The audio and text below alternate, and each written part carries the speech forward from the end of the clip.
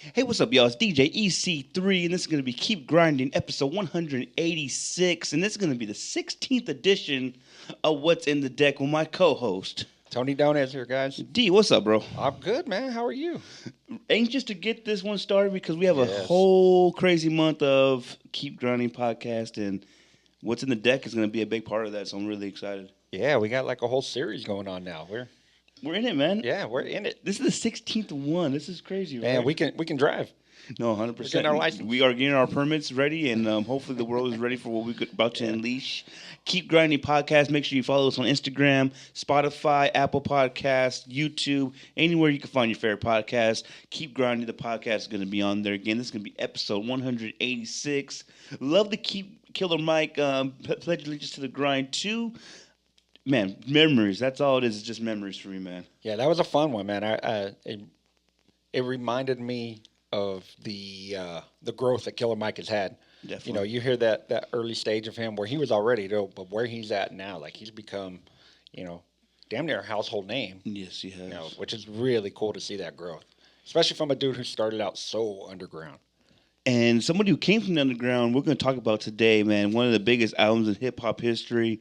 D, let's get into it. What's in the deck today?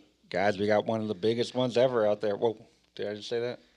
Pause. There you go. Hey, yo. I'm sure we do, but still, don't let nobody know that. 50 Cent, Get Rich or Die Tryin', guys.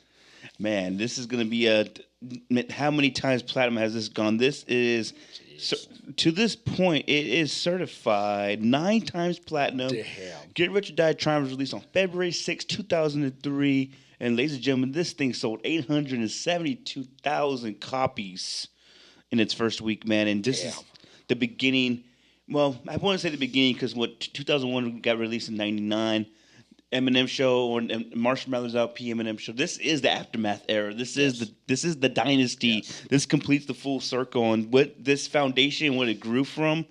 Man, Get Rich or Die Tryin', 50 Cent, and man, this is one of the big ones, dude. Man, I was listening to it and thinking back around that time, man, and you had maybe the 3 biggest stars in all of hip-hop at that time, all on the same label, part of the same crew, all just jumping on each other's songs and hopping in albums, and there was that competition between M and 50 that it was like friendly competition, but it was there and you could hear it. They were both chasing that same crown, and the result was some fucking beautiful music, man. Hey, bro, can you imagine? They went 6 times platinum, selling 6 million copies in 2003. Damn. And that was released in February. Like, can you imagine now, like, selling 6 million in, 10 months? Yeah. That's Taylor Swift shit, dude. This is numbers, and this is like, and people think about, when Drake came out, he was big, and, like, we see all these new stars, right, hip-hop. Right. No, dude, it was nothing like this 50 Cent. No. I think, let me see, Billboard, Rolling Stone named it one of the greatest albums of all time. And just like I said, this is the beginning of this whole, which is still relevant to this day, which is why I bring it up. 50 Cent is still one of the greatest hip-hop entrepreneurs in the world. And it started here, man. And I know we had mixtapes before this, Power of the Dollar, right? The stuff that we really love. Life I know on the Line. Mixtape underground heads, hip-hop heads know what 50's previous work is, but when we get into this intro, man, when you hear that 50 Cent coin drop, we're going on for a ride, man. Man, and like you said, all the underground dudes, all the real hip-hop dudes knew, but the introduction this made, like, he overnight became, like, household name type shit. Like, he went from underground rapper, like, literally overnight to, like, worldwide star, like, where my mom knew who 50 Cent was. I would say if grandma knew who 50 Cent was. Yeah, it was wild, but it happened so fast, man, and it's funny because people always talk about how wild 50 is, but can you imagine that life where you go from, like, hustler to fucking, like, worldwide star in a matter of a month? And we talk about debut albums all the time in this. We've done quite a few amount of debut albums on this podcast. This one, again, just like We're Ready to Die did, Illmatic did, a few other debuts we talked about, it made you feel like you were there with him on this journey. And we feel like I never even heard of Jamaica Queens until I heard this. And I'll never forget Drake Marshall. Shout out to my guy Drake Marshall, man. 5th grade, bro, showed me this damn cover, which is an epic cover. Oh, yeah. And it's it's man, 50 just with no, I guess his vest on, and Yeah. I don't know what the shirtless thing, and just the Yeah. just the one bullet point thing in the middle. I Man, almost wore my G Unit tank top today, but it's real cold out. I wanted to go find those G Unit shoes that we used to Oh have, man. yes. Man, just the culture that he impacted and just the mainstream, bro. 50 Cent was cool. Like 50 Yeah. Cent was that guy, Yeah. and man, we could dive into it, man. We got Get Rich or Die Trying. The intro track, of course, is really you hear that 50 Cent corny Yep. drop, and man, second song here, What Up, Gangsta? Man, Man, that beat comes in.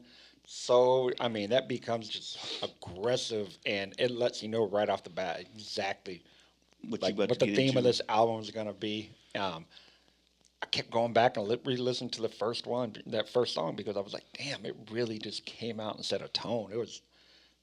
He rides the beat perfect. And they say I walk around like I got an S on my chest, not the semi-auto, and the vest on my chest, like 50. And the wordplay on here is Oh really yeah, nice, dude. Like I don't know how to.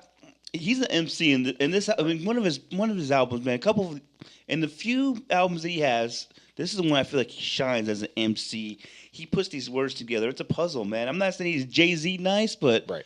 what he puts together is nice. Well, and it's funny. I think his doesn't get the same, I don't know, respect, maybe attention that Jay and Nas and those guys get because it's such a slow flow. Yes. And he's always been that. He's not going to be busy bone out here, but he manages to put like just the perfect words in this condensed area. He's not spitting, you know, 9, 10 syllable bars. Like it's just really quick. But what he says, man, he just and it's all him all the time. Definitely. He's not trying to be anybody else. It's 50. He introduces you to exactly who he is in the first verse of the song. You know what I mean? And that man, I feel like if once this beat goes on, you can nod your head. Oh And yeah. it's very aggressive, and he has lines on here too, man. 100 G's, I stash it. The Mac, I blasted. D's come, we dump the diesel in your battery acid. Like this flow's been mastered. The ice, I flash it. Jugs me, I have your mama picking out your casket, bastard. And we always talk about it. Three verses. Three verses, On I know. a lot of these songs, bro. Yep. I think he knew, man. We gotta come with it, and he came with. This is perfect timing. This is timing. This is luck. This is meant to be, and like this is the backing of Dre and M. I know Yeah. they didn't produce this beat, but man, you could just tell the way this sounds. Like, oh, we had to get this right. And it was beautiful, man. And that was one of the things that struck me too was that this everybody will say this is his first Dre project. First song isn't even Dre. No, 100%. It was Reef Digger, one of the 2. And yeah, it's interesting that it's known as a Dre, 50 Cent's first Dre album, but Yeah. there's way more producers. It's not just Dre, which is cool. And so I don't know if he made this connection because I was listening to the documentary too. I know we'll talk about that eventually. Yeah, look at that. The original documentary, the West Side Story of What Up Gangsta is very similar. Yep. They shout the Bloods, Haitians. What up, Blood? What up? It's Yep. an anthem for the streets. Yep. And I've always thought that was very. It's funny how those things are similar. And Yeah, I it's hadn't even thought about that, but very how they come out. It's like very they're trying. They're winning over the streets. They know where they're at. yeah, of course. But yeah, man, the 3 verses, man, we could go on. There's so many lines on this. And it's just, I love it. 50 Cent really came out with the banger. Yeah, and you can say that like through the whole album. There's some lines that became like just pop culture in this album, so it's crazy. Like I don't know if that was the plan to go that big that right away, but they executed it perfectly, man. No, definitely, man. I loved it. And then we go right into the next track, man, which is we were just talking about this the other day. Patiently Waiting, featuring Eminem, and talk about a stamp of approval and to get the cosign. This was before a cosign was really a cosign. Everybody wants a cosign now, but no, there was ways to do it. We didn't need to tell anybody, yo, this is my cosign. It's just look what the record could do. I thought what was cool is that 50 took probably at the time and maybe even still the best lyricist in the game and was like, all right, let's go. Let's go. Me and you head to head, and not like I said, it was friendly competition. They brought out the best in each other. Definitely. And man, I don't know. You got to be brave to put him on a track with you because he steals verses. I mean, he steals songs all the time. I think he stole some shine here too, man. Because M's verse is ridiculous. It's only like 16 months after fucking Renegade came out, and he just, when people could have the debate with him and Jay, but he was known to I want to come try to outshine you on Yep. your track. Yep. Uh, and 50 Cent just comes out, man. Just again, the flow was a little, the slow flow, but this is before they started doing this double time stuff, Yeah. man. You really have to Yeah. really enunciate your words, say what you have to say, and have a message in your in your verses, and And the he cool thing kills about it. 50 is that he didn't always enunciate because he got the bullet in his Yeah, mouth. So definitely. like he had a little slur in what he was saying, but it was still so clear. Like he just like whatever he worked out between the gunshot to the mouth, his voice, his flow. He turned it into something that was just. I mean, he capitalized on it, and it made it digestible for the non hip hop fans. Hmm. But he was saying clever enough shit that the hip hop heads were into it. And that Eminem production, you can hear the violin, the way he builds up. It's definitely an Eminem track that he produced in. Definitely has that signature sound. Yes. It's almost like a military sound. Yes, he You know, does. those military drums, the snares and everything. But Hmm. yeah, Amp comes with it. But dude, I think maybe my favorite line of the whole album is on this song when when 50 says, "You calling her wifey? I feed her fast food, and you keep her icy." see. Oh my Yeah, god, so dude. disrespectful. 100%, That man. shit made me, dude. I went back over and over because that shit just made me laugh. And that's one thing too is like you see it now in his personality, but we didn't really know how funny Hmm. 50 was, But there's some stuff on this song, on this album that makes you laugh out loud. At least it did me. And he said some real stuff too, man. I grew up with them. My pop, should that make me bitter? I caught cases. I copped out. Does that make me a quitter? In this white man's world, I'm similar to a squirrel looking for a slut with a nice butt to get a nut. If I get shot today, my phone will stop ringing again. These industry ain't friends. They know how they pretend. Like dude, that gives me goosebumps. I remember, like, I can't imagine when I first heard this stuff. It was over my head. I wasn't prepared Oh for yeah. it. So, and then just the hook is beautiful, man. Complete. It's a complete song in my opinion.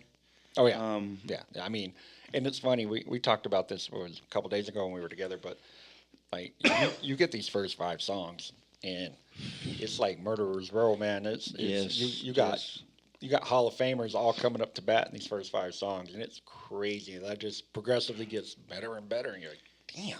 And M come. I said we were talking about this too, man. I feel like this is right after that Eminem show. Eminem, where he already knew. Okay, now I wanted the crown to be one of the best lyricists in the world. Now I got to maintain the Yep. crown, and let me show these motherfuckers how I do this. And this him killing this verse, kind of, and he made it seem so effortless, man. And he always does. Like even and, what is it, Rap God? Where I've seen him do Rap God live, and I'm like, how do you like how is that? And he makes it look easy. Definitely. But man, he rides his flow, and he talks about sprinkle some Big L, and Oh yeah. that whole part where he's just talking about who he is as a rapper, and he's always paid homage to the real ones, Yeah. the ones who came before him. He's so good about that, man, and that's what made him be accepted, I think. And it's like you said, take some big and some Pocky, mix them up in the pot, sprinkle a little Big L on top. What the fuck do you got? You got the realest and illest killers tied up in a knot, the juggernauts of this rap shit, like it or not. It's like a fight to the top to see who died for the spot. You put your life in this, nothing like surviving the shot. Oof. Oh man. Yeah. And it's dude, the flow on here is crazy, Just man. kills it. And Kills it. one of my favorite lines is like Shady Records was 80 seconds away from the tower. Some coward fucked with the wrong building. They meant to hit ours. Oof. Like, oh my god, dude, Yeah. this was hungry Eminem, man. Like, Yeah. this is the Eminem. Like, I love the Eminem show, Eminem. Like, there's different eras of M. We have that Slim Shady. I think. Yeah. How do we say it? Just like we say with podcasts now, they say shit just to get a click. You know what I mean? That was like Yeah. kind of Yeah, clickbait, he was outlandish. very outlandish shock rap. There you Yep, go, shock rap, yep. Marshall Mathers kind of like, man, this is kind of now I'm living this dream, and Right. I gotta show people I can really rhyme on these Dre beats. And then we got the Eminem show, and it's like, no, I am that guy. I'm that dude. I'm that And dude. it's nice, man. It's again 50 comes with another verse and Three verses. just kills it, man. And like you said, you bitch a regular bitch. You calling her wife? Yeah, fuck to feed her fast food. You keeping her icy. God damn. Oh man, no, I love The it, dude. disrespect. And this is again Eminem producing this track, man. It's great, love it. And so crazy, like you said, Murderers Row, Many Men, number 4, My God. and this song is just as relevant as it is today. Like, we have the president out here, no matter what anybody feels about it. I never thought I would see a president walk out to many men, dude. Like, who? Wild. What the fuck was? What world are we in? Yeah, what world is this? I feel like we are such in the Matrix. I love Yes. it. There's been times where man, before a game, I'm bumping many men. Oh, Like, yeah. this is the song like really gets you locked in and just feel like you against the world. And man, what a masterpiece. Digga. This is produced by Digga. Digga, yeah. And man, this Another is non-Dre beat that just goes off, man. and 50 Cent as a songwriter shines on this one, Yes, bro. sir. The hook, every word is a puzzle, and it fits in perfectly. And how many, many men wish death upon me, and blood in my eye, dog, and I can't see. Like such a visual. This is up there with that Wu Tang Biggie stuff. Like Yep. it's a visual of what he was going through, man. It's one of the greatest hip hop songs I think of all time. Yeah, no, it's funny when I threw the album on, and this isn't one I'm listening to every day, but it Many Men popped on, and I remembered it word for word, and it had probably Yeah. been a year since I had heard it, but you know, just it's one of those iconic songs that, like, if you're gonna what song represents 50, I think Many Men is probably the one. God, dude. If you want to tell somebody who 50 Cent is with one song, it's Many Men. Hey, put money on my head. Go get your refund, motherfucker. I ain't dead. I'm the diamond in the dirt that ain't been found. I'm the underground king, and I ain't been crowned. Ooh. Oh my god, dude, his flow is crazy on it. The beat is very. Shaw Money was on I think Vlad TV recently, Okay. and he was talking about how they chopped this up and how like so simple, but that beat sounds so.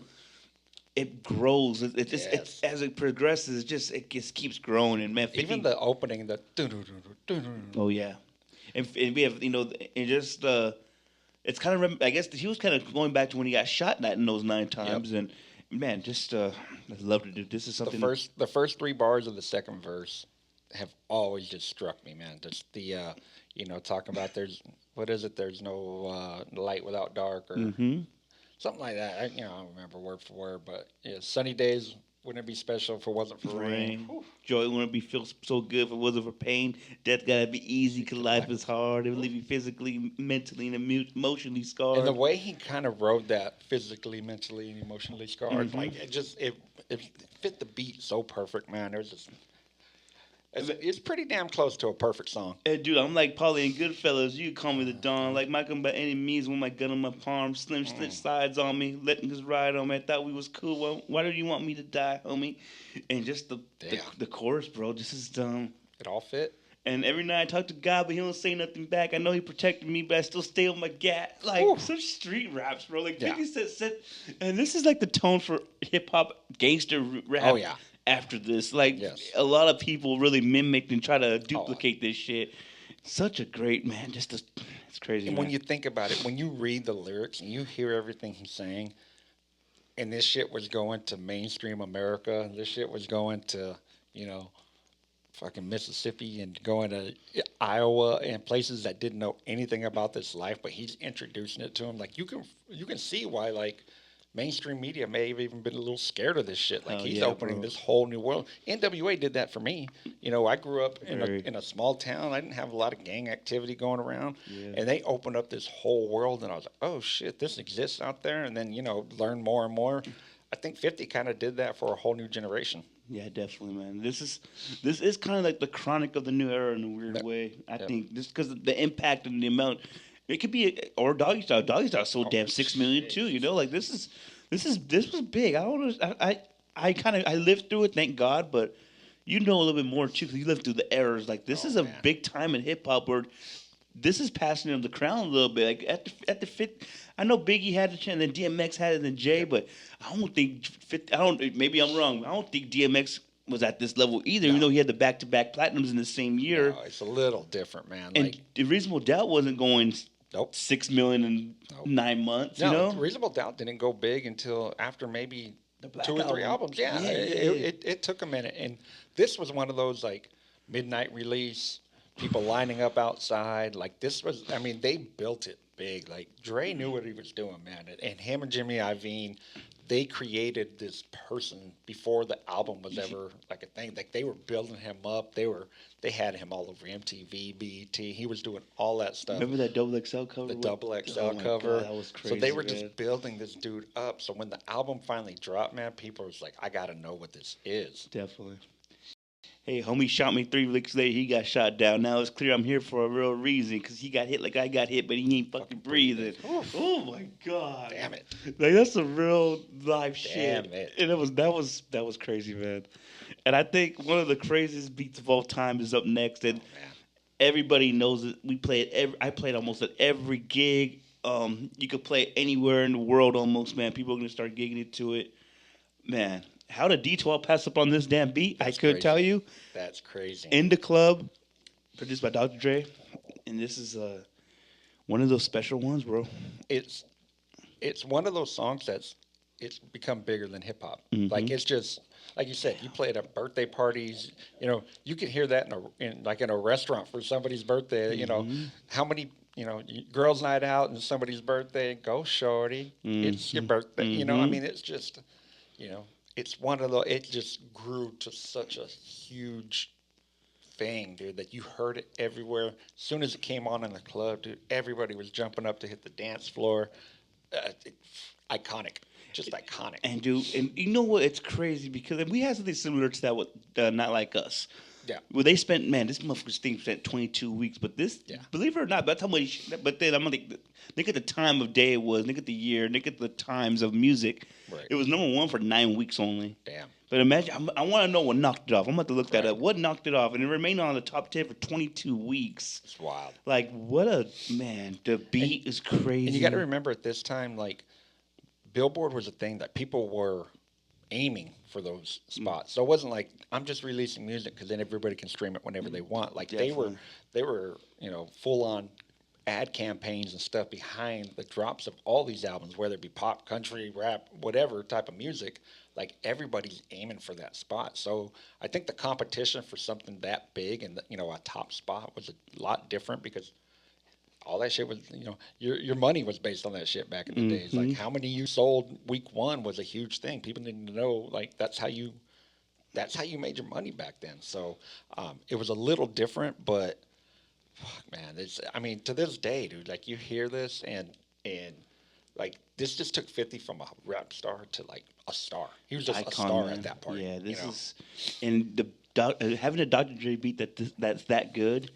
man. We've heard it so many times where people said, "Oh man, the first time I heard this, I didn't know 50 was gonna be the guy." But then once I heard the beat, it was like, Yep. "Oh my God, Dr. Dre did it again." You heard Irv Gotti, rest in peace, Irv Gotti, say like, "Yo, we were worried about it, but then once we heard that beat, we knew it was over It for was us. over. It was Yep. over." And it's so simple, but man, that dun dun dun, that's such a iconic bass line, iconic chords, iconic claps.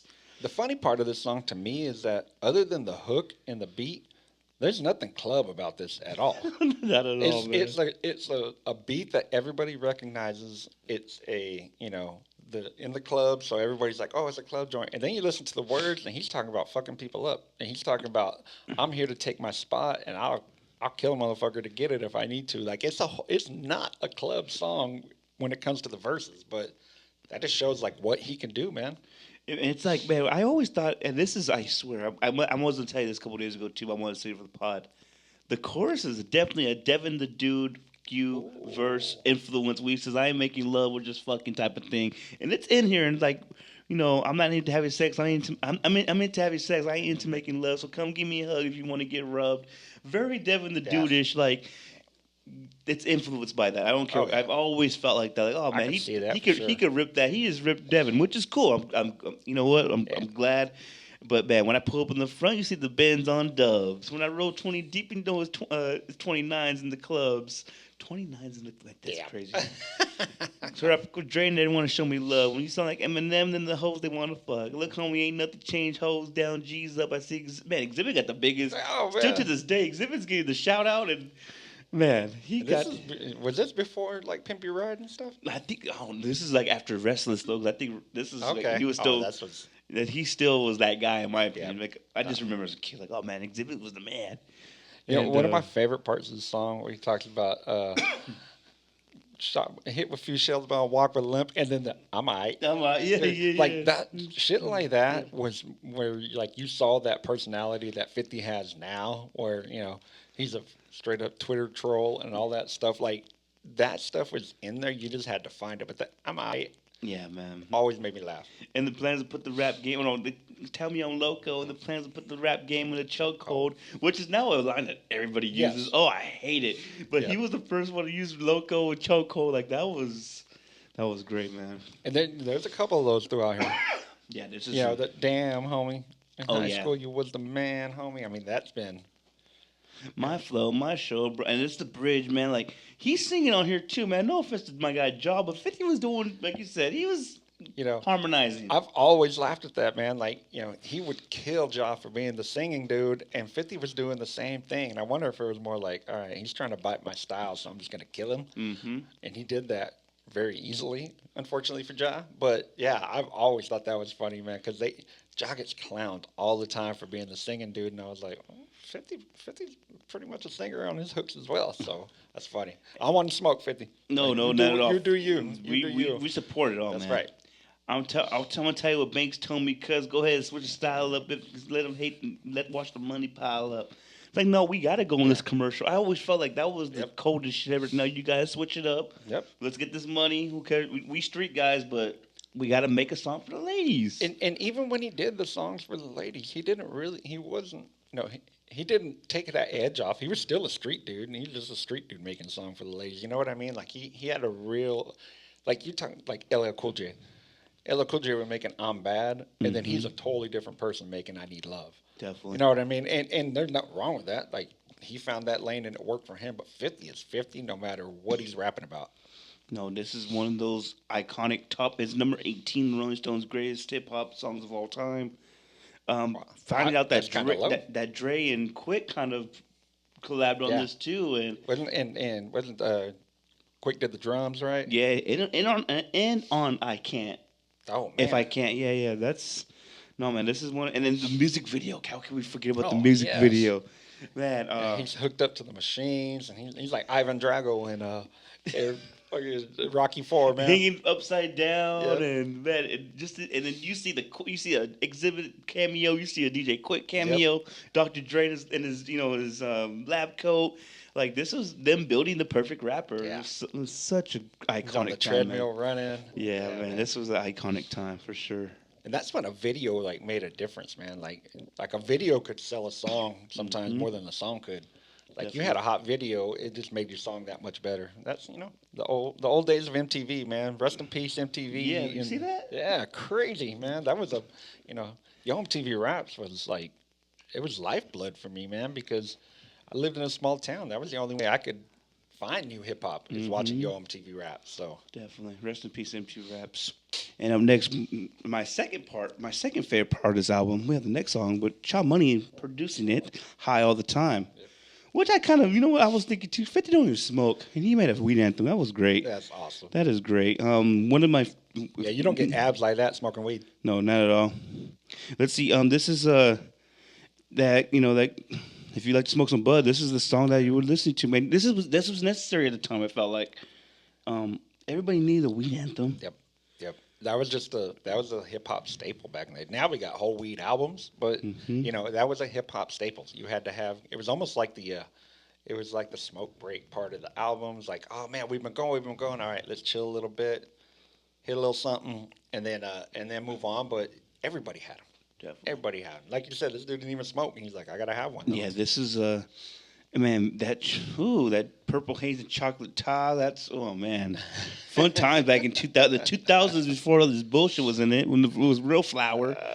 Man, this is an ode to some weed and him singing again. Like it was, yeah, first half of the first verse was all him, just really melodic, almost singing. Mm-hmm. And but he makes it work, man. And so that's even though he has that, very signature style, he can still flip it up and still keep that style, if that makes sense. Like definitely, it's not every cadence is the same. He rides a beat really well, but he never really deviates from that style. It's kind of crazy, man. It's hard to explain. Like you can hear different rhyme patterns, but he keeps the same style. This is, man, how do I say this? This is kind of like, even though at the time I thought he smoked, but I don't think that's important. But now to me, it's like you made a weed anthem, you didn't smoke, but I guess it's just different times. You made it for your boys, probably. Yeah, probably just made it for the boys. You're catering to an audience at that point too, because you're trying to sell albums. And he's really lyrical on this too, man. Oh, yeah. Stashbox, Xbox, laptop, fax machine, phone, bulletproof this bitch and I'm gone. 2003 Suburban swerving, too many sips of Henny. The D sick, they searched the whole whip and they can't find the semis. They just arrested me because they knew who I was. Spent the night in Central Booking smoking some bud. And man, just And then he's got a little, where he goes at Nas and Jay a little bit. Not going at them, but he's like, hey, I'm here to compete. If David could go against Goliath with a stone, I could go at Nas and Jigga both for the throne. Yeah, he was spitting on this, man. And I think that's like, the Get Rich or Die Trying theme is in every song where he's always saying like, I'm trying to get the crown. Definitely. Like he says that damn near in every song somewhere where he's letting you know like I'm here to be the dude. And who do you know besides me who's writing lines and squeezing lines and have holes in the hood sniffing on white lines? You don't want me to be your kid's role model. I'll teach them how to buck them 380s and load up some hollows. I love that street shit, bro. This is kind of what I love this album, and that's when G Unit first, and then G Unit. Are you ready? Like that's the first time we heard G Unit. Started introducing that. And, man. And then shortly after you get your first Banks appearance. First Buck appearance. There's one. It reminded me of One More Chance when he started scooping, and Biggie was giving that Junior Mafia shit. Like, who the hell is Junior Mafia? Yep. And man, that was the thing. Everybody had to have their crew back then. That was just kind of a hip hop thing. Man. Definitely. One of my favorite beats of all time is up next, man. What a great album, dude. God damn, it's a great album. Heat, produced by Dre. How many people could say they could build a beat off some, when you're gunshot, you're cocking your gun. Oh my God, dude. Crazy. Like he created like a whole new gangsta sound for this song. You know what I mean? Like he's like, I'm gonna do this. Like I've never done it before. I'm just gonna do it and create something brand new. And it fits 50 so good. I mean, he's always talking about getting shot or shooting, whatever, shit talking. So the beat and the content, man, like this one was almost the perfect marriage of those two. How'd you feel when you first heard this one, man? It was interesting because, at that time where I was at in my life, like I was partying a lot. Like I was living in the club. Mm-hmm. I was out a lot. So I was more focused on the more club vibe stuff because that was my life at the time. So not that I didn't enjoy it. I don't think I had the appreciation for it at the time. Mm-hmm.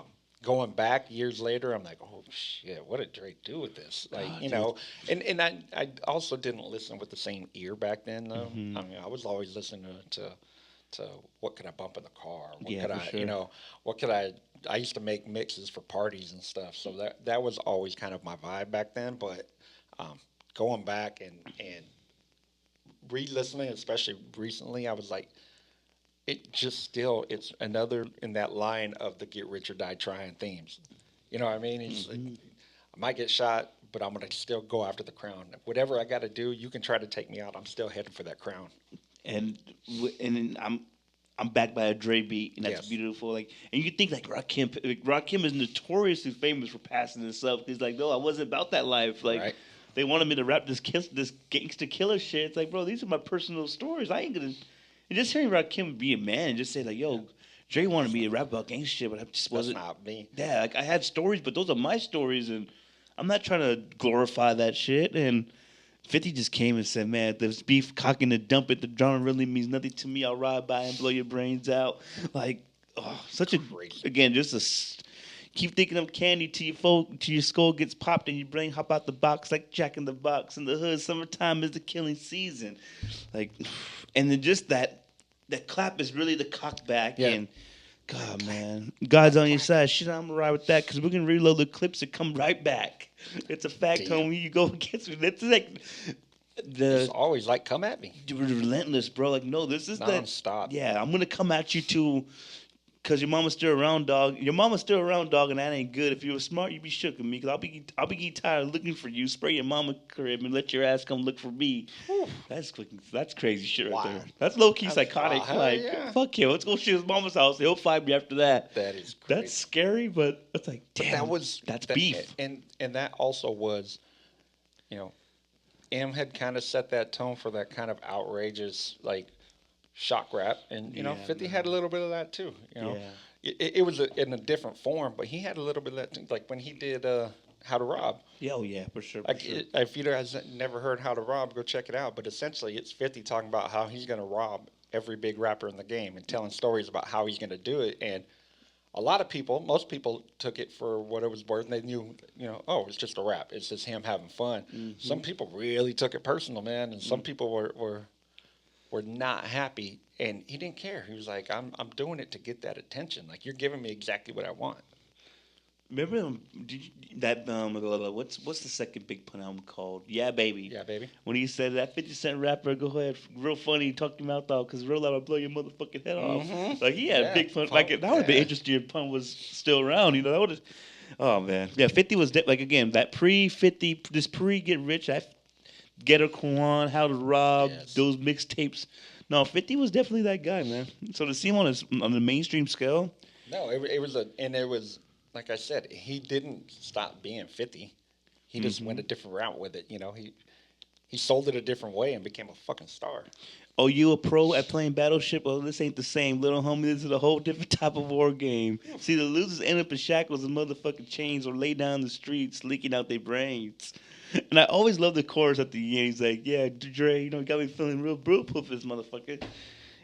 Doc said if I get hit in the head, I might get a fucking concussion. Better that than a hole in the head, right? Like, that was always the funniest shit to me. Like, that shit's so cool, bro.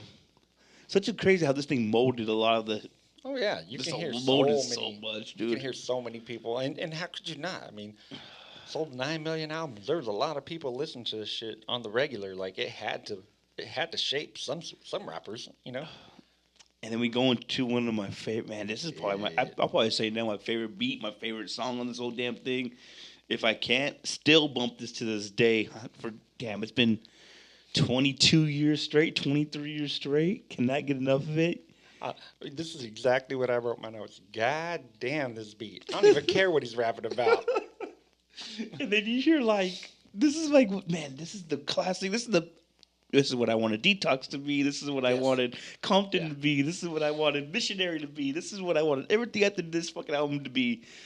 Man. Yeah, I applied. This album it gave everybody that holy shit, Interscope, Aftermath.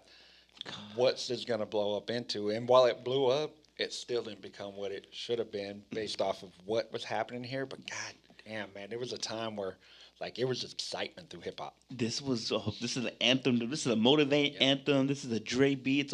It's a beautiful beat that 50 just makes his voice the instrument on and oh man. God, dude. I apply pressure to pussies. They stunned. I pop standing alone, squeezing my pistol. I'm sure that I got them. Now Peter Piper pick peppers and run rock rhymes. I'm 50 Cent. I ride a little bit, but I pop nines.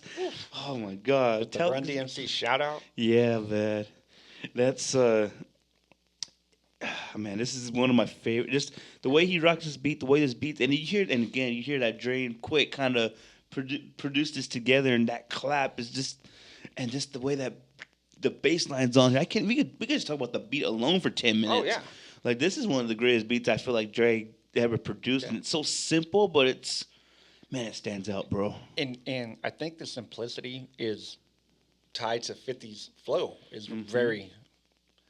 Not in a bad way, simple, but it's he doesn't need to do all kinds of crazy, exercise, the gymnastics, verbal gymnastics. That's the word I was looking for to make it dope. Like he just does him, and that makes it dope. And the beat was the same, And I don't know if that beat works for anybody else the way it works for this. And just that third verse, man. I'm from Southside Jamaica, Queens. You heard me when the street lights come on, the blast of nines get locked up and read books to pass the time. And the game is ups and downs, so I stay on the grind. Can't say all that damn, so I stay on the mind. Can't even put a bleep on that because I'm gonna get. Yep. This is God plans, homie. This ain't mine. Like, oh man, this is one of the greatest. I think one of the greatest songs I've ever heard in my life, dude. And it's still one of the greatest songs I've ever heard in my life. And what's funny is that we came from Killer Mike last episode. He's on his own grind here. And he's on his own mission and is just going about it in a whole different way. Like I work like Killer Mike's like, I'm gonna outsmart you to get where I need to go. 50's like, I'm going right through you, and I don't care. I'm going to the same spot, but I'm just going in a whole different way, and I'll take people out of my way. Yeah, man, this is. And again, the chorus, if I can't do it, just the harmony of it, just Be done. done. Oh my God, yeah, this is a beautiful, and this to me, this is a West Coast anthem in a Oh weird yeah. way. I don't know, and I know it's a Dre, I know 50 Cent from New York, but to me, this is a West Coast anthem. Like you could play this song anywhere, and motherfuckers know what this is, and we kind of forget 50's from New York. Right. Well, and that was the beauty of what Dre did. Like he took two dudes from two totally different parts of the country and made them like kind of like adopted West Coast dudes. Mm-hmm. But it also moved Dre's whole sound all over the country. You know what I mean? Like, I mean, yeah, 2001 and Doggy Style were huge, but you know, after those two, like, was there really anything that was big West Coast out there? And then he just took over and gave him all that his West Coast sound, but made it New York, made it Midwest, made it underground, made it, you know, shit that you would hear like, you know, with these underground fucking battles and stuff. So, um, Dre was, you know, Dre was a dude who his creativity kind of went way past his area and his region, but I think that was always part of the business mind too. You know, he's like, I'm putting my shit everywhere. No, 100%, man. They had to know, man. Next one, I don't know who Sean Blaze is, but God bless him for dropping this beat for Bloodhound. This is our first look at Young Buck, and this is when he was a UTP, and that's when he's Buck signed with Juvie, and I think 50 again. He's showing that he could do some dirty self shit. He sped it up a little bit. 50 cents my name. I ain't fucking playing with you with that Mac main. Listen to it now. It wasn't. It's kind of out of place. Does that make Right. sense? And it could be the placement. It could be just the sequencing. I hate this beat. I hate this. I don't. I've never been a huge fan of like the electronic sounds and stuff like that. Just never. I mean, there's a couple songs that I really like that do that. Some of them just have more personal meaning. But yeah, I've never liked this beat, man. I've never been a fan of it. 50's cool on it, but there's nothing like groundbreaking about his verse to me. Buck shines though. Yeah, 100%. Buck was, but that was a hell of an introduction to Buck. I remember this. You got to think I'm crazy, man. I remember Now or Never. Cheap plug. A lot of the ad libs I thought about, man, they get the way 50 does shit on Bloodhound. I love the ad libs that 50 did, and I always like cop that, like the way he Right. kind of echoed it. But at the time, again now with technology, you can just echo it by yourself. But Right. I remember I said, no, bro, I want to echo it like 50 did on Bloodhound. Right. I remember saying that. It's so crazy how like that's the influence this album had on me just as a creative person. And 50 again. I love the pump crack. I love the hook on this. Love the squeeze gats because you don't hear me though. Like those are just. And when Buck comes in, I came in the game knowing you're gonna hate me just for the simple fact they know I'm a rider. I got a hell of an aim. I keep on telling you, man. Like that dirty self. He had that bounce. God, dude, yeah, Yeah, that dirty that self bounce. flows crazy. Yep. One thing I've always loved about 52 is that he, like, he puts those ad libs at the end, you know, and some people might think he does it too much, but man, I've always enjoyed that because sometimes it's funny as hell, Hell yeah. but it makes even his signature style even more his, and I always thought it was really cool, man. But I know there are a lot of people who don't like it, but I think it's dope. I always love his ad libs, bro, because I feel like every rapper really had. Pac just, you could tell when he recorded, he just went through the month. Well, his was more like that, you know, Yeah. he just had like that sound where he would drag out, you know, a word or something like that. But you get dudes, you know, when you talk about ad libs, you know, like Jada and, you know. And Biggie always had just the Biggie, yeah. simples, Yep. Yep. And then remember on Cocaine, Buster just had these. Oh, jeez. Buster just the simplest grunts and the Right. like that shit was like whoa, You know. that was so genius, and they're just making noises, bro. Like I've always. Then it gets to like a dude like Jeezy, who, Oh, you know, it I mean, took it that's to a a whole whole nother nother level level, where like he bro. could do a whole song ad libs. And then you can see with Buck too. I'm a rider, like like I love that. Whatever influenced them, I don't. So who did Master P do a lot of that? Master P did some of that. It's a Puff. dirty self sound in my. It's a dirty self Puff was style. really big on like layering the last song or the last word of each bar, but it wasn't really. It wasn't really an ad lib. He was just putting layers on top of it, you know, and doing doubles. But I think that kind of I think that kind of transitioned people to kind of do their own thing and put their own spin on it. Yeah, the down south dudes were doing that big time. Master P did that. I mean, you know, the dude made that weird groaning sound a thing. You know Yeah, what I mean? man. So, um, yeah, and then it kind of reminds me of like old, like scat music and stuff, where they were just kind of Definitely, making bro. sounds that were rhythmic.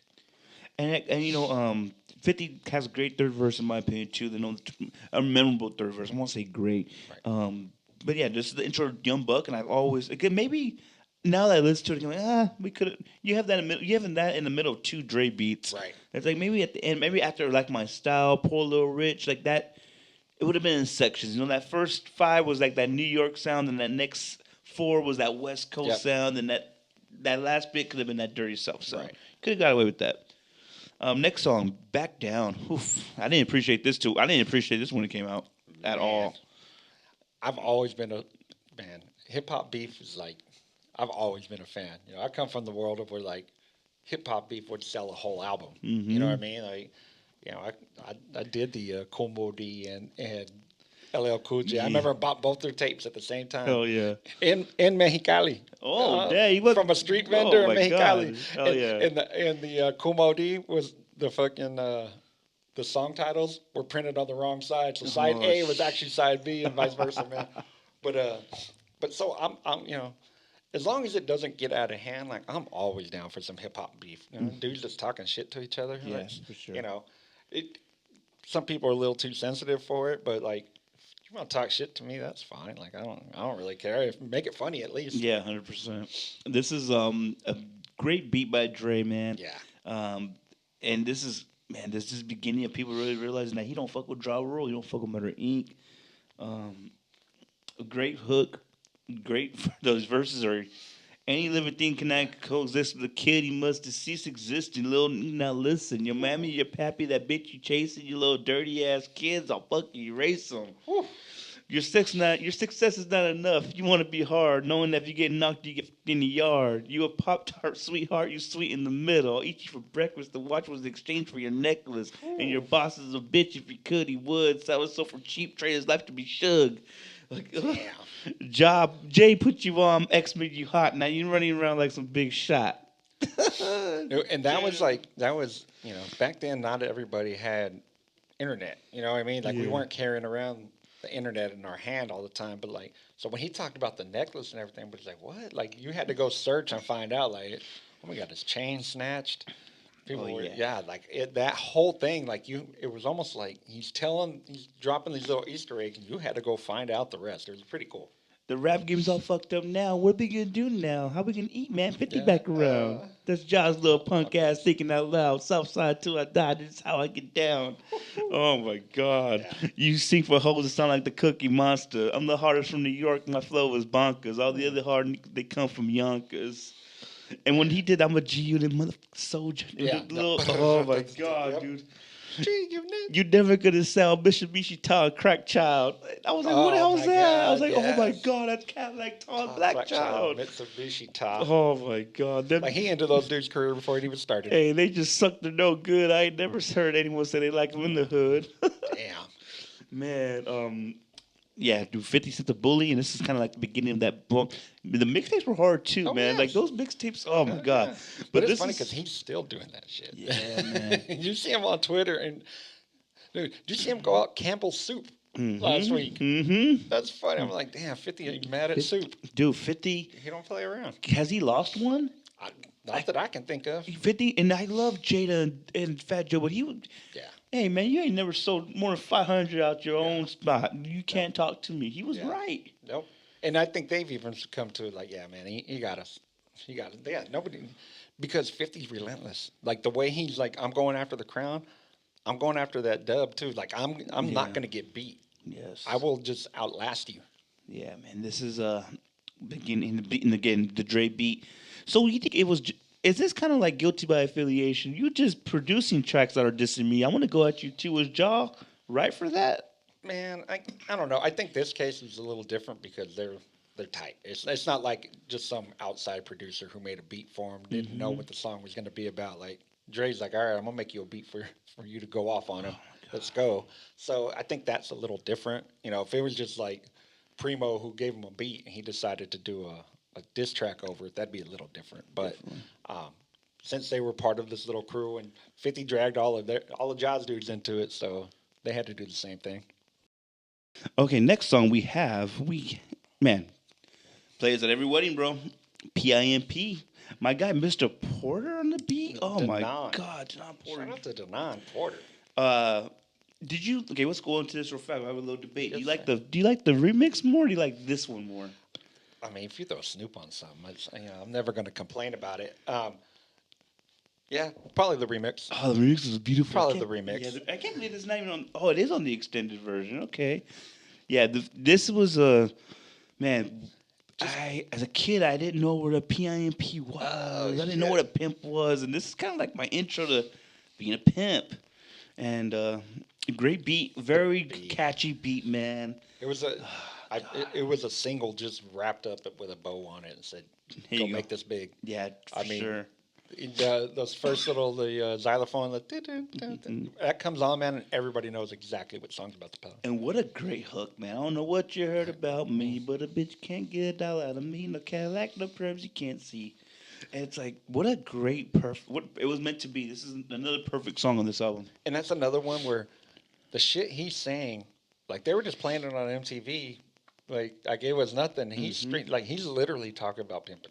Yeah, for sure. You know, a bitch can't get a dollar out of me, and they're just playing that on MTV. Like the way things were back then, where there wasn't this like, oh, he can't say this on TV. Like there wasn't that sensitivity about, you know, oh, these things can't be said. Like he was just going out there saying whatever he wanted, and he was making people money. So they were like, all right, let's just keep playing it.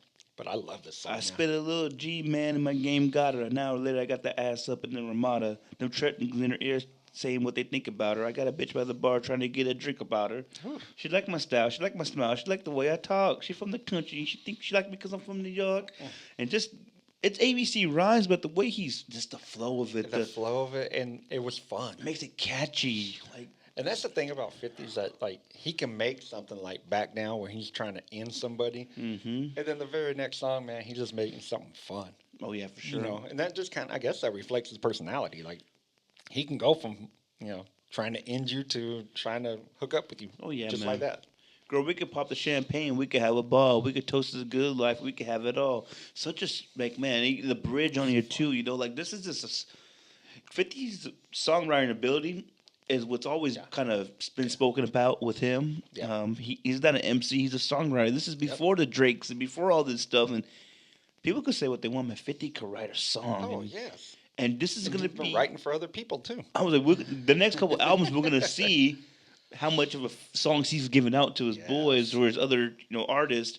He could write songs, bro. He could write songs. He has. Some people just know what a crowd is going to like. They know their audience. They know, he's not trying to reinvent the wheel every time he puts an album out. Maybe the sounds, maybe the beats, maybe but who he is as a rapper, he's never really changed that from the mixtapes through here. Like even the mixtapes had, he had the Destiny's Child song.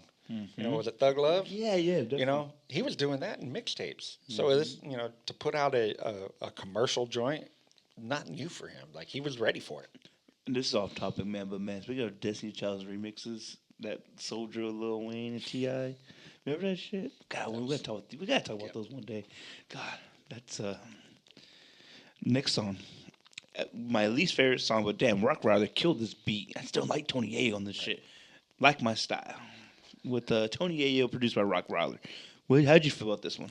I skipped it. You skipped it. I did not. I got about 30 seconds in, and I was like, you know what? I gotta go. Yeah, no, this is Yeah, I never. My least favorite on the entire album. Yeah, I see why they had to put it on. Absolutely. I never cared for this one either, bro. Just listened to it this past 2 weeks, and I got it on my playlist, but I probably skip it most of the time. Right. Like I never really cared for Yayo's flow on here. He's always been like the who's a weak link on. I don't know. It's like you got to take your brother with you. Yeah, man, you definitely do, bro. Like you can do this, but you gotta make sure your cousin's on the album. Yeah. Okay, let me bury him somewhere. We could probably skip this one. Sorry about that, Yayo. Sorry, One of my favorite songs, man, was "Poe Little Rich," and this is that Dirty South shit. I feel like, man, this is a Dirty South song, and man, Shaw Money, Eminem produced this. I forgot about that. I let my watch talk for me, my whip talk for me, my gat talk for me. Blah, what up, homie? What do you think about this one? Better than the last one, but it's not for me. And I think it's just I don't think they're bad songs. I think they're just out of place on this album. Yeah, I think, definitely. but this is also the time where you had to have the quantity in there with the quality. Like you had to have 20 tracks. There wasn't no 12-track No, albums back people were then, trying to man. spend their people wanted to bang for their buck, man. They're spending money on this, so you had to have a good number of songs on there. There's not too many Illmatics that can throw 10 tracks on and be a classic. Like back then, it just didn't work that way. So I get why it's there. I think the sequencing of this album may have played a part in some of these songs that I don't like. And I think he had so many songs already done before. Yeah. Oh, That's yeah. why I think he was fought. And then, this is just we don't know, right? We're just what's in the deck. Right. I think he probably fought for some of these songs to be on there, and they kind of had to throw them in because you could tell the quality too. It's just like when Jay did Reasonable Doubt. You could tell the ones he recorded before he got, an expensive ass studio and he was getting mixed up. You could tell where these are songs he fought for. But Poor Little Rich, we have Eminem and Shaw. Maybe Eminem just did some after production on it. I don't know. And you can hear 50's voice even sounds younger in some of these songs. Like so, they were definitely from mixtapes. Some of them like straight ripped from mixtapes, like Life on the Line and those songs. They were straight from his mixtapes. Definitely. But yeah, not a bad song. Just kind of out of place for me, and just wasn't really something I was feeling. Hey man, and one song again, another song that I play constantly, which probably it's in here deep, man. No pause. It's in the track list. Real low, number 14. Which is wild. 21 Questions, man. What a classic, dude. This is the cherry on top for me. That man, like Dirty it's Swift. another one. It's another one of those songs that, like, as soon as you hear the opening tunes, you know exactly what it is. Another one that brought like iconic lines. How many people do you hear say "I love you like a fat kid loves cake"? Like that's just a term in society now. It's not even just a hip hop thing.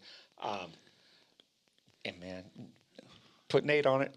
We got a hit. You put Nate there, it's gonna be a hit. Girls, it's easy to love me now. Would you love me if I was down and out? Like, talk about like if I fell off tomorrow, will you still love me? Oh my god. Yeah, and another one where, it's a song for the ladies, but he's still just being himself. He's being funny, witty, a little aggressive, little thugged out, but that's just who he is, man. And I think that shows now too. Like you can see that it's different sides of his personality because that has gone into making him a great businessman. Definitely. He fits into any room. Whether he's got a suit on and he's talking to the execs, or if he's like in a sweatsuit and he's talking to just dudes on the street. Like he's the same dude, but he just fits into every area, man. He does it with his music. And I feel like this is a well-written song. Yes. Another one you could probably put as one of the greatest rap songs of all time, dude. It's one of those that it takes me back to a time in my life, which is what makes that's what makes music beautiful to me. Yeah. It takes me back to some fun times, hanging out with friends and the people I was kicking it with at that time. But it's one that, I could listen to 20 years later and still enjoy just for the song itself. It's like, dude, that second verse too, man. If I fell off tomorrow, would you still love me? If I didn't smell so good, would you still hug me? If I get locked up and sentenced to a quarter century, can I count on you to be there to support me mentally? If I went from a hoopty from a Benz, will you disappear? Will you poof and disappear like some of my friends? If I was hit and I was hurt, would you be by my side? If I was down to put in work, would you be down to ride? Man, it's man. If I ain't rap because I flip burgers at Burger King, will you be ashamed to tell your friends you're feeling me? Like, this is perfect songwriting, in my opinion, bro. I love it. This is perfect songwriting, man. And it's funny because when he does those, tracks for the ladies, like, he never gets accused of being soft for it. You know what I mean? Like, LL has always been, LL's like, he's been singing, loving the girls, whatever. Like, 50 does it, but does it in a way that he's never been like the dude, and he makes a lot of them. Like there's stuff on every one of his albums. Massacre's full of that shit. Full of it. Yes, you know what I mean? Yes. And he's never been knocked for it because it's still genuine to who he is, I think. We only human girls. We make mistakes to make it up. I'll do whatever it take. I love you like a fat kid love cake. You know my style. I'm say anything to make you smile. That was the first time I had ever heard that phrase. Maybe it was something somewhere else, but that's the first time I had ever heard that, and people were loving it, man. Like people just thought that was like the dopest line ever. Everybody was saying it. People still say it. And dude, that bridge at the end too, man. Could you love me in the Bentley? Could you love me on the bus? I asked 21 questions, and they all about us. Man, shout out to my guy Nate. Recipes, Nate. Nate was man. I don't know if there's a song that Nate's on that I don't like. For sure, man. I love it. It was that's what almost every West. Well, see, I consider this a West Coast. I consider this a West Coast album in a weird way too. It's hard because that Dre production. You have Nate Dogg on there. It's just like maybe just a hip hop album. Yes, But I don't think it doesn't sound like a New York album. Is that no, is that a reach? no. There's definite New York sounds, and maybe that's why 50 really wanted those songs in there that maybe we thought were out of place because they were him. He made those songs. They were more New York, where all the singles, all the big songs, you can listen to them anywhere. They have a sound that doesn't just stay in one area. And then you do the Bloodhound and Polo Ridge. That sounds like a dirty South anthems, and everything else is what it's except for the Like My Style and I can see the Many Men, but damn that What Up Gangsta, the Patiently Waiting, Many Men, High All the Time, Heat.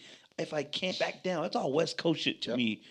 Yeah, that's my rant. Don't Push Me. Next song up, Don't Push Me. Lloyd Banks and 50 and Eminem, produced by my guy Eminem. Another. You could tell he's in his bag on this one. Yep. So this one just gets the lyrical style back on track. Like it goes from the singles and all right, let's put this dude on. Like, yeah, maybe putting Lloyd Banks on, but Lloyd Banks is a spitter. We all know that. And so like he didn't need to be put on like, oh, I hope you guys like him. It's featuring Lloyd Banks. Like this is to introduce you to that dude. Yeah, man. This is I done lost my bigger. And I didn't cry to you and understand the consequences of a man living a lie. I gotta get that money. I'll be damned if I'm bummy. You gotta watch my back because they funny. Like 20 years of watching my mama's tears got me heated, heavily weeded, smoking that bond because I need it. Like, this is the introduction to one of my favorite rappers of all time, bro. And I always thought it was cool that 50 was never afraid to put dope ass rappers on his songs. Like, do you like go outshine me? I don't care. Like. Because at the end of the day, 50 makes money. That's what 50's about. And he was like, I'm going to make money off this dude, so go spit. And Eminem, man, this whole production, man. Yes. I think this is where Eminem was really in his bag production-wise. I think later on it got a little stagnant where it all kind of started to sound the same. Yeah. A lot of the military drums, the snares, like Toy Soldiers. Which I enjoy, but everything sounded like that after a while. But I think this album, M's kind of in his production bag right here. And in that third verse by him, and 50's nothing to shy about in this album too. Like this song, like I need you to pray for me, I need you to care for me, I need you to want me to win. Like I remember those, but I remember Eminem and Lloyd Banks on this shit just shining, dude. Yes. And I think M was already at that point where he was probably on top of the game. But I think bringing in 50 lit an even hotter flame for him to be like, I got to do even more. I got to be even better than what I was because this dude's coming for my crown, And they were both open about it, and that was the cool part. Like I said earlier, like they were both fighting for that same spot, but it was friendly competition. You know what I mean? And they bounced off each other, and made each other better. And then you get a dude like Banks in there who's like, shit, I can rap with either of you. And his voice was crazy on this, man. This is Bank and Buck really had. They shine, man. Yep. It should have been the writing on the wall that Ye wasn't to be trash. It should have been the writing on the wall, man. You can't. Oh, I hate his verse on this shit, man. Yeah, even John Cena punked him. Yeah, man, 100%, dude. Shit. Man, people would forget about that. 100%. I don't love hoes. Shout out to my boy Doge. That was his joint right there, man. He loved that song. According to this, the last song on this one, I think we should. There's one song I think we should definitely talk about after this, but "Gotta Make It to Heaven." One of those songs that he definitely finished before he got this deal. I think this is kind of one of those. It's one of those 50 mixtape 50 songs, and the hook is too repetitive for me. Yeah, he's literally just saying the same thing over and over and over. but you let 50 spit, and it's never going to be a bad song. You know what I mean? It's just, if anything, it's a beat or a hook that really kills it, but it's never 50's verse. Yeah, definitely. And it's just one of those songs I like, but Yeah, I guess the song I want to end it on, man, is please talk do. about a classic, bro. Yep. Wanksta, and this is from the 8 Mile damn Yeah, soundtrack. remember we were talking about trying to that. figure. I thought it was, but yeah. Yeah, man. One of the first songs I remember hearing is 50 Cent, and the iconic another video, Oh hell Wanksta, yeah, man. No, that hell Wanksta yeah. video was something, man. Let me see what's going on And then here the fast. like I said earlier, damn homie. Oh my I mean god, dude. that line right there, man, is just hip hop lore. It's so many people have used it. Look at this. You We're got looking at the got video the now, doll. and Child Money was his bag too, Yeah. man. Just that whole Yeah. beat. There was the Hummer, man. We don't even make Hummers no more. Oh shit. Yeah, man. AK Ferrari F50, break it down. And a term that I had never heard before, wanksta. Yeah, never. So like 50 was always about pushing the culture. Like he was always introducing new terms. He was introducing new styles. You know, like I said earlier, the G Unit tank top. Like dudes were out there wearing those things and it was essentially looking like a sports bra, but 50 made it cool. Yeah, man. You know what I mean? Like, I don't really remember people before him wearing the holster or the bulletproof as style. That he's the first I remember. At Yeah, least, he was. There may have been people to do it before, but He was the first commercialized the to gangsta commercialize shit. all that He shit. did, man. He did. And it was always about pushing the culture, but it was also pushing himself because 50 is a businessman. You say you a wankster and you need to stop, friend. You ain't no friend of mine. You ain't no kin of mine. What makes you think I'm gonna run up on you with the 9? We do this all the time. Right now we on the grind, so hurry up and cop and go. We selling nicks and dimes. Shorty's just so fine. I gotta make her mine. Oh, I think this may be the best marriage of 50's flow and a beat. yeah, man. Like it's so perfect. His up and down melody, the up and down of the beat. It's Dude, for him. It's like the perfect beat. I crush them every time, punch them with every line, fucking with their mind. I make them press rewind. They know they can't shine if I'm around a rhyme. But on parole 94 because I commit the crime. I send you my line. I did it 39. The D's ran up in the clip. You know who dropping dimes. You say you a gangster, but you never pop nothing. We say you a wankster and you need to stop fronting. You go to the dealership, but you never cop nothing. You've been hustling a long time. You ain't got nothing. And damn, homie, in high school you was the man, homie. What the fuck happened to you? I got the sickest vendetta when I come to the cheddar. You play with my paper, you're gonna meet my Beretta. Now, Shorty think I'm a sweater, sipping on Amaretto. Amaretto. What the hell is that? Is that Amaretto. wine? Amaretto. I think it's like a almond liqueur or something like that. Oh my god, man, dude. We in the club doing the same old two-step. Yep. Gorilla Yep. Unit, cuz, we bugged out. Oh my god, what a time. Dude, this Beautiful. is... He was I think 50's the king, saying the dude, same old two-step. Oh, yeah. The way the melodies, the way he's able to match up the beat, and I love that shit, dude. Like, Biggie did it at times, but 50 took it to another level, dude. Pac did it too. Yeah, for sure. And I think, you can see parts of Pac. I mean, he mentions it. You take parts of Pac, you take parts of Big, you take a lyricist like Big L, he is a lot of all those things combined. And I think he really, like, in his mind knew if I can put all this in the perfect ball, like, I'm going to blow up. And he did. Hey, man, I think the one line that always stood out was, we riding around with guns the size of a little Bow Wow. We got the AKs and AR-15s. Like, man, that shit was like, wow. We could imagine that. Like, damn. That was... You know what's funny, man, is that, on this what is the extended version? Mm-hmm. They have You Not Like Me and Your Life Is on the Line. Yeah. And what was Gotta Make It to Heaven? So his hooks in these are pretty mediocre at best. Mm-hmm. And then he goes on to be like the hook master. Mm-hmm. Like all of his songs, all of his big hits are based off of an amazing hook.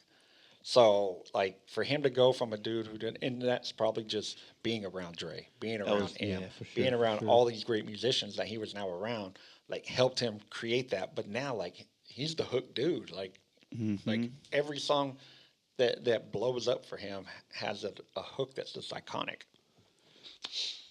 What would you say is your favorite song on there? Oh man, my favorite. So I would go with two. One for one reason, one for another. My favorite song, as far as the memories it brings back and what it meant to me at the time, was 21 Questions. Awesome. But that was more of a, like I said, it was a time, it was a place, it was the people who I was around at the time. I was living in this house with some friends, and it was just like one of the most fun times of my life. But my favorite song is Many Men. Oh yeah.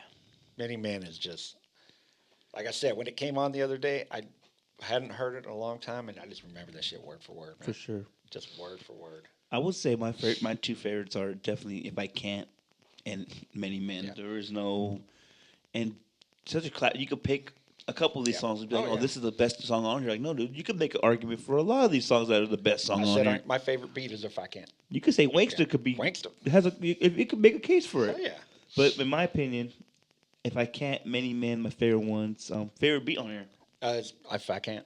If I Can't, it's just that's about as good as Dre's gonna, And Dre has made some amazing beats, Yeah, but this man. one is top notch. Yeah, this is you can only get so good at this. Like, Yeah. man, Yep. I can only imagine what they were feeling like when they made this shit. Right. Dude. Like, I would love to be in the studio for that. And I wonder if it's one of those situations where, they say how Dre's just in the studio for like 20 hours and he's by himself and nobody else is in there. And then they walk in and hear the shit that he made and they're like, what the fuck just happened? Like, can you imagine they just did like the skeleton of it, and then this motherfucker just stays in there for 5 more hours, Right. and he comes out. It's like, oh, this is what you did.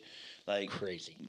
such an impact. One of the most impactful reviews that we've done so far. This one was fun, man. This one was fun. It's funny, and I don't know if I said it on the pod, but I've always said 50 is like the Bo Jackson of rap. Like, it wasn't this crazy long career. He didn't do it for 20 years. What do you have? Essentially four studio albums. Mm-hmm. And it didn't last long, man. But while it lasted, it was fucking amazing. He's definitely the Stone Cold of the shit, bro. Yes, Same thing with Stone same Cold, thing. dude. Yeah, Just it's- didn't. The run feels like it lasted longer than it really But did. the impact is something we're still feeling today. 100%. You know what I mean? Like, it's funny. Not to get off too far off topic, but when I talk about Bo Jackson, I feel like I'm talking about like a superhero, like a myth that may not have even really been a thing. And as you get older, the stories get better and you put a little exercise on it. And, Bo Jackson ran through a guy and broke his whole chest. And, but that's what it was like. And that's what 50 was like. And this, like I said, the impact, and this is the foundation of. Look at everything he does now. We can't even name all of it. At this, he got famous for fucking the vitamin water. Vitamin he water. made money off the vitamin water. Like, he made it cool to be an entrepreneur. This dude he created his own production studio. Like, he's like, I'm going to get into movies and TV shows, and blew it up. And now this dude's, he did Power. He did all the spin-offs of Power. The dude was like, wait a minute, I'm gonna do a documentary on Puff real fast. And let me in great. People are talking about it. That's kind of why we want to talk about it. We're still relevant to this day. Very and relevant, just in a different way. such a different rapper than what Biggie was and what Jay was. And this is when this is that Black Album time. This is that when X just came out. This is Ja Rule is still in the game. Yes. Like, people, Eminem's taking, Kanye's about to come. Yep. Like, this was a very, very, Ice Cube was still dropping hits. Like, this is a very competitive time. And then you got to remember too, like, you had Outkast, Scarface. T.I. just dropped his T.I. shit. just Oh dropped. my God. Jeezy's on his way up. Nelly just dropped Nelly his was, shit. guys. If you don't know, I know Nelly might be kind of almost not a joke, but just not seen as like a hip hop star. Nelly was huge, Yeah, man. huge. Yeah. Like selling millions in the first 2 weeks. Huge. Hey, and 9 months later, he drops the next album we're going to talk about, Beg for Mercy. Man, This is the next one we'll talk about. this is when he brings the family in. God, dude, and this could be Get Rich or Die Tryin' Part 2. Yep. 100%. Next one, and we'll go, man, Dre's on this a For lot. those who don't know, this is like the G Unit compilation. Yeah. Beg for Mercy. For sure. This is when Yayo gets some shine on here, but Banks and man Buck. This Banks is and really the Buck. coming out party, dude. And High Tech's on here. Scott Storch is on here. Porter's, Yeah. Red Spider, Jake One, Knots. Jake won. God, Jake better ask somebody. Wow. Needles, gangster shit. Sam Needles. Sneed Damn. is on here. Khalil's on there? Yeah, DJ Khalil, Lay You Down, like No ID, Smile. Damn. Like so many tracks on here Damn. too, man. And that will be next one episode. I don't know what episode it will be, but I know it'll be the 17th edition. But this is the 16th edition of What's in the Deck. DJ EC3. Tony Donez here, guys. And we'll see you guys next time. And we out.